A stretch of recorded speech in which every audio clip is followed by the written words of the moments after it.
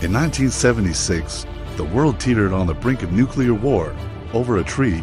This incredible, almost unbelievable story unfolded in the Korean demilitarized zone, arguably the most dangerous and heavily fortified border on Earth, a place where the nations, technically still at war, have faced each other in a tense standoff for decades, stretching for kilometers wide and 250 kilometers long. The DMZ is a buffer zone littered with landmines, barbed wire, and guard towers. It's a stark reminder of a divided peninsula, and right in the middle of this no man's land, within the joint security area, stood a single, tall poplar tree for the United Nations command forces stationed there. This tree was more than just a piece of nature, it was a strategic problem. Its thick summer foliage blocked the line of sight between the key UN observation posts, creating a dangerous blind spot that North Korean soldiers could easily exploit.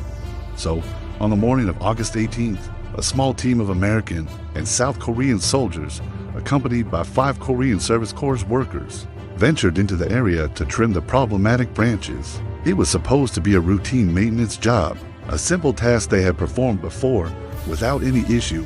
They carried axes and other pruning tools, expecting the day to be uneventful. But this time was different.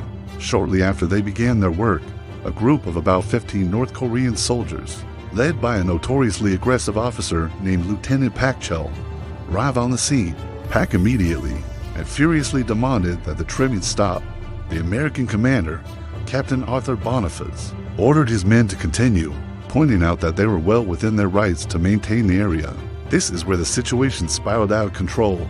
Lieutenant Pak, enraged, shouted an order to his soldiers, "Kill the bastards."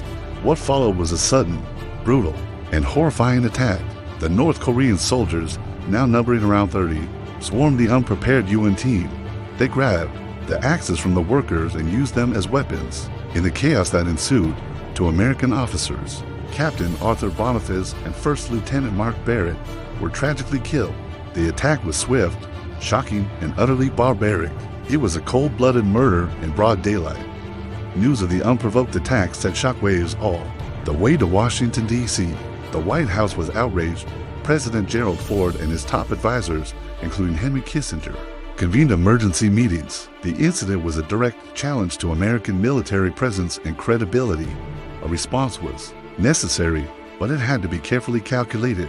Any misstep could ignite a full-scale war on the Korean Peninsula, potentially escalating into a global conflict between nuclear-armed superpowers. The challenge was immense: how to demonstrate overwhelming strength and resolve without actually starting World War III.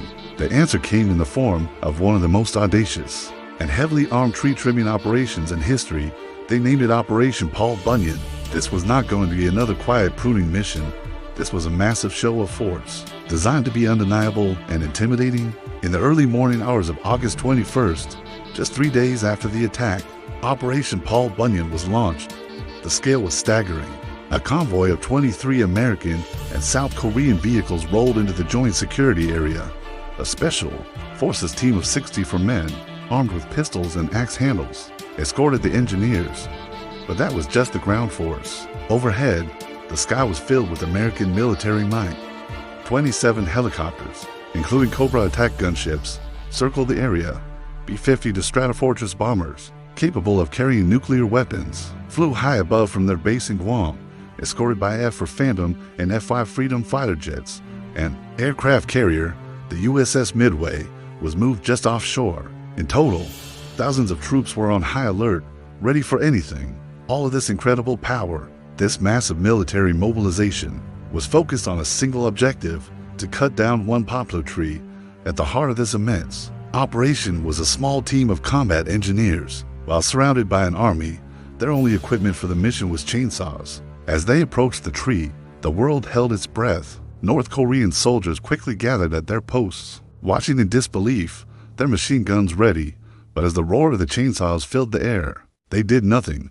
They simply watched. In just 42 minutes, the poplar tree that had cost the lives was reduced to a stump.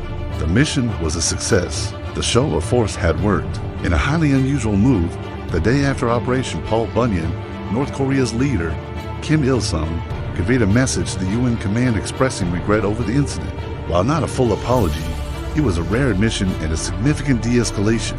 The crisis was over, The stump of the tree remains in the DMZ to this day, a quiet monument to a bizarre and dangerous moment in Cold War history. It stands as a powerful reminder of the day the world was pushed to the edge of catastrophe, all because of a single tree. Thanks for watching, and if you found this story as incredible as I did, make sure to like and subscribe for more hidden chapters from history.